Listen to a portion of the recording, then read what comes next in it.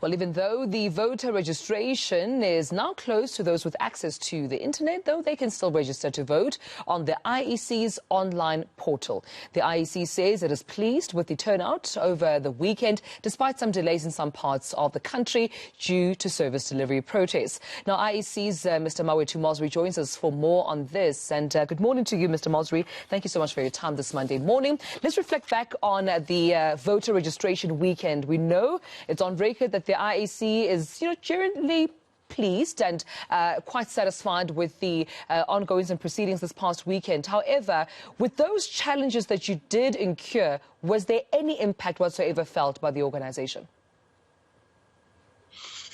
Good morning, Dumele. Good morning to your viewers. Indeed, the weekend concluded satisfactory in all the planned activities for the weekend. The challenges we experienced on Saturday morning with our technology were also a very good lesson for us for things that we had not anticipated. And therefore, it gave us a good assessment of what we need to continuously provide. But certainly, the day yesterday was the quietest day and the smooth operation of all of our technologies. And on that score, we are satisfied. Indeed, the lessons of Saturday, we will take them forward as we do the final preparation of the election day, as we do require this technology to assist with the voters' roll management on voting day and enhance the pace of the process on voting day, given that we are within a pandemic.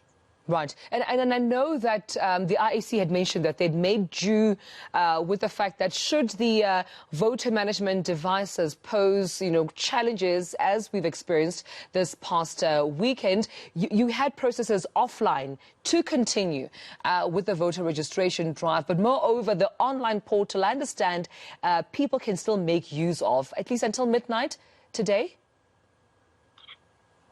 That is correct. From the onset of our planning and the acquisition of technology, we always took care of our conditions in the country, where there's sufficient reach for connectivity and where there isn't.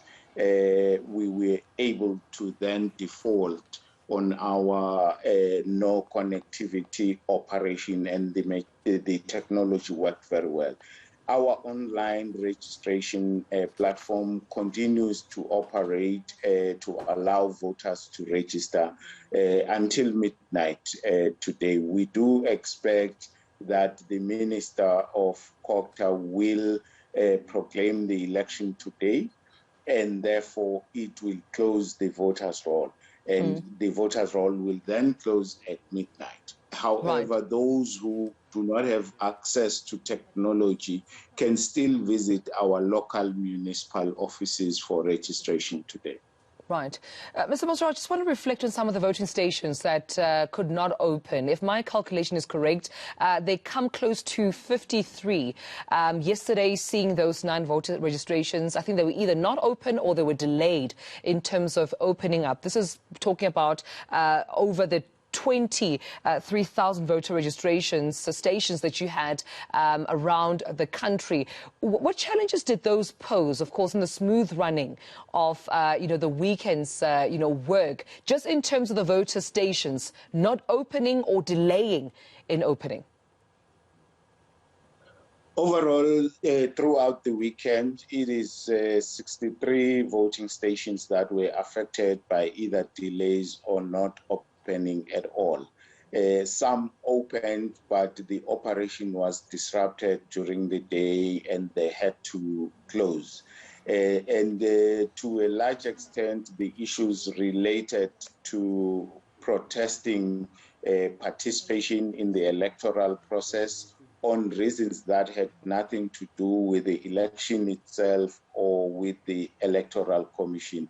They ranged from demarcation issues, service delivery issues, In one community, it was actually a matter of raising their objection to the violence against women and children in the country. So we had a range of reasons for those protests. And obviously working with community leadership, we were trying to resolve those as we go.